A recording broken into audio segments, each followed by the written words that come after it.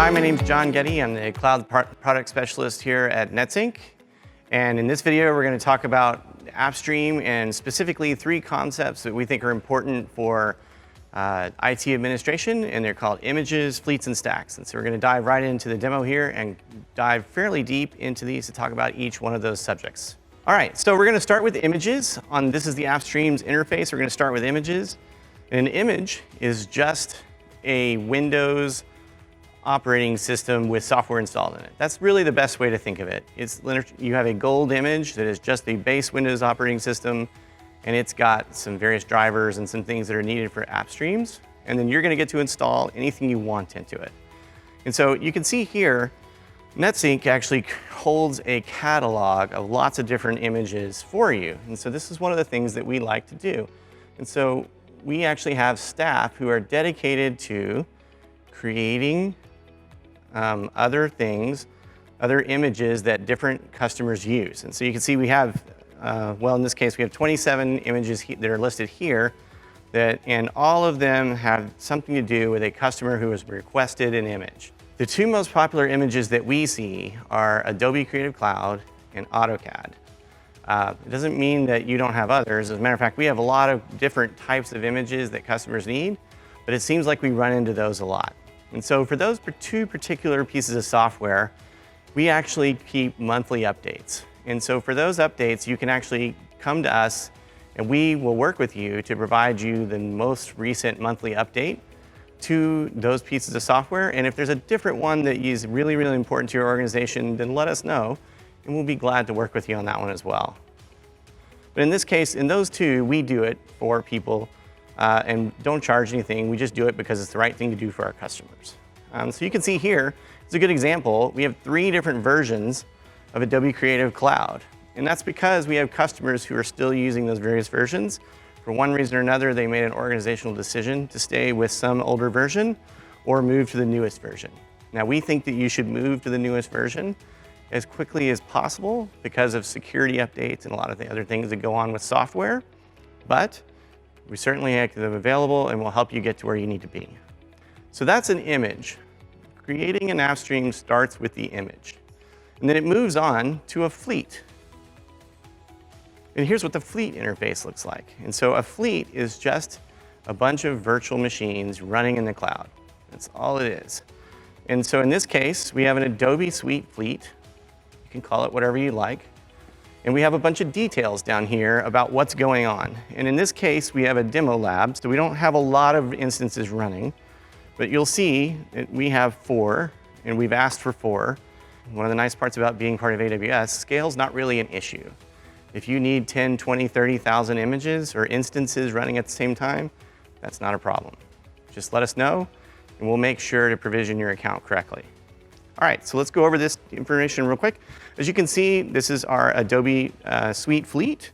It is actually running, and you can see here we have asked it for 4 instances, and we have declared an on-demand fleet type. There are 2 types of fleets. There's on-demand and always-on. Those are the only 2.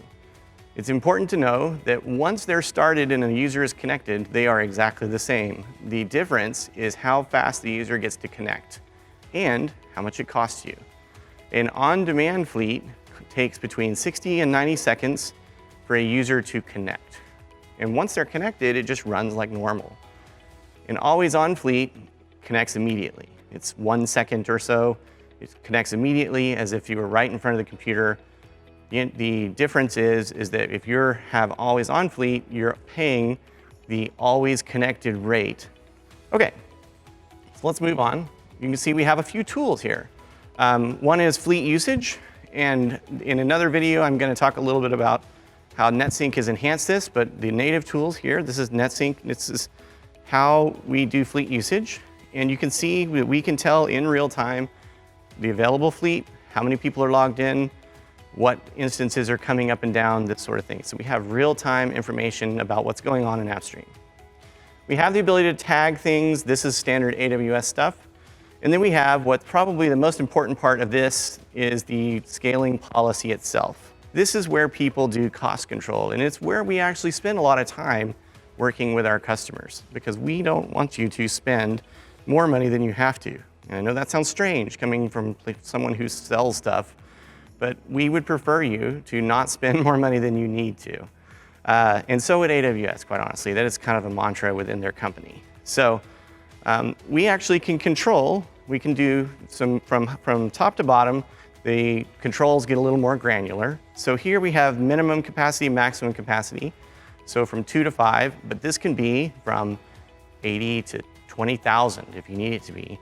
There are actually customers who maximum capacity actually says 20,000 on it. So it's just a matter of discussing what's important and what your organization needs. And then we come down to scale in and scale out policies. A scale out policy is essentially an automated policy sitting there looking at your fleet, waiting for things to happen. So when it gets busy and it gets to a certain threshold, and in this case, we've defined a threshold of utilization greater than 50%. We can make that rule anything we need it to be. It's going to start adding new instances to our fleet. And it's going to do that without asking or telling you. It's just going to do it automatically. The cool part is then we have a scale in policy. And a scale in policy allows you to save money. And so as your users start to go home at the end of the day, or maybe you have a lull during lunch, or if you have people who are working on the weekends and things and you still want their fleets to be available, we can actually, as the work goes away, it will actually start to take those instances away and prevent you from having to pay too much for having capacity available to you.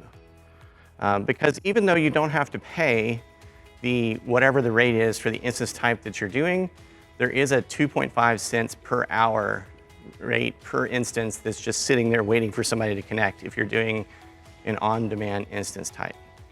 So, all right, and then probably one of the more powerful ones, or the most powerful one in my opinion, is the scheduled scaling policy. So let me open this one up and I'll kind of walk you through a little bit here. This is a very powerful policy and it allows us to do things based on a calendar. And so that way, when you have holidays coming up, or if you've got summer coming up and you don't want to forget and get your fleets turned up or down at the wrong time, you can actually put those in advance. And when the clock gets to where it needs to be, we can actually turn your fleets on and off automatically. And we have a lot of customers who use this and they use it to define days, nights, and weekends. And that is a really common thing to see for this scheduled policy. And because as a organization or a school district starts, usually about 7:30 in the morning or so, we see fleet scale way up, getting ready for school to start. They stay there till 4, 5, 6 o'clock at night, and then they scale back down. And we don't want them to spend more money than they have to. So we work with them to help them create their policies on whatever their organizational needs are at the time. Okay. And the last one is just notifications, and you probably won't see a lot here because this is just if something is going wrong with your fleet, this is where it shows it. So let's move on to stacks.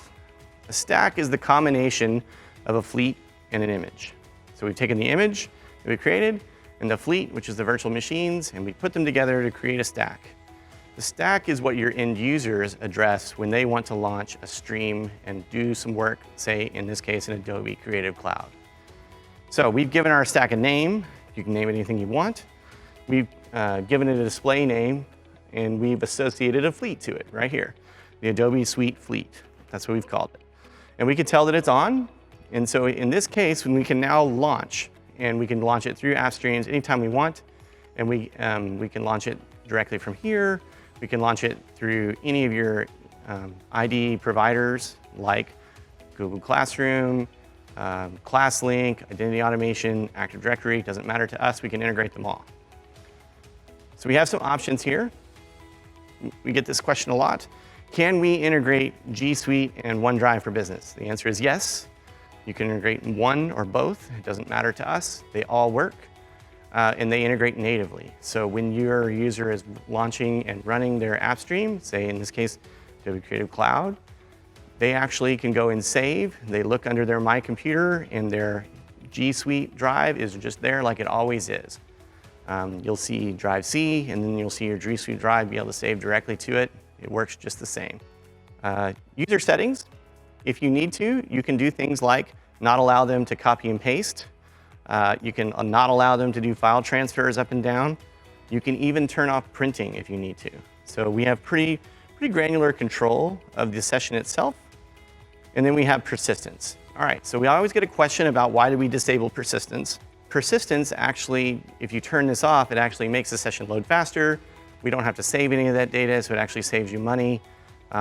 We can turn it on, but quite frankly, I don't have a single customer who has it turned on, and they like it that way.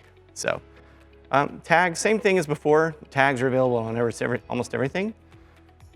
This is branding. We can brand your landing page for AppStreams, but you can tell we can change the logo, we can put the name at the top, we can give it a website address, we can give it a color theme, we can even change the little icon that pops up in the tab of your browser. We can make it look and feel like it belongs to your organization. As you can see here, I'm gonna launch through Google, and I'm gonna click this, which is Adobe Creative Cloud for Netsync. And you're gonna see it reserve my session and connect. And then I'm gonna take you over here to the landing screen so that you can see what that looks like. So here's what it looks like, and you can tell, here are the settings that we showed you before, and here's how they look like when they're displayed on an end user landing page. It's Netsync.io here at the top. We have all of our applications across this side. And then down here, I don't know if it's a little hard to see, but it actually has our link, and you can actually click to wherever you need to go, and it will take you back to where it needs to go. So that is how we get things to look and act like they belong in your organization. So that covers images, fleets, and stacks. Those are kind of the first three fundamental building blocks of what an AppStream is. Again, my name is Geddie. If you have any questions, we're certainly available. Just let us know.